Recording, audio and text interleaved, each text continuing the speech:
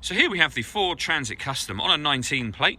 I'm going to start off by showing you around the outside of the van, and then we'll hop inside and run through some controls. But as you can see on the outside, we have alloy wheels, tinted windows for those sliding doors. This is a 6-seater vehicle. Let's start off inside the rear area of the van and then work our way around the rest of it from there.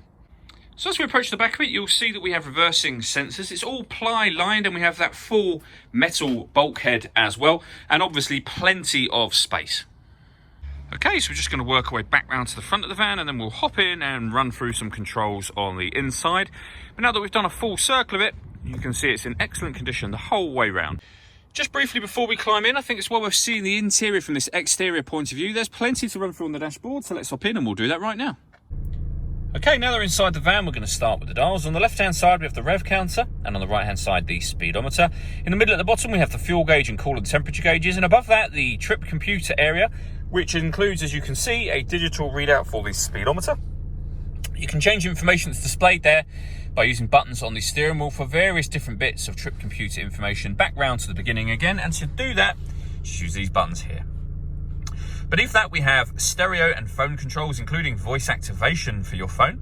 And on the left-hand side, we have cruise control and speed limiter, as well as further stereo controls beneath that.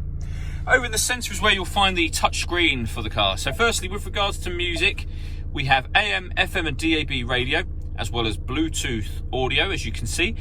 We also got two separate USB inputs in this van, so plug devices into either or both of those, and you have extra boxes appear up on here.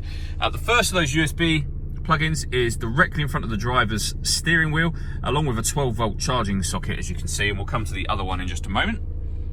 Beneath that, we have the air conditioning, so you can adjust the fan speed, the temperature, determine where you'd like the air to be distributed, and then hit that button to turn the air conditioning on. Of course, same again to turn it off.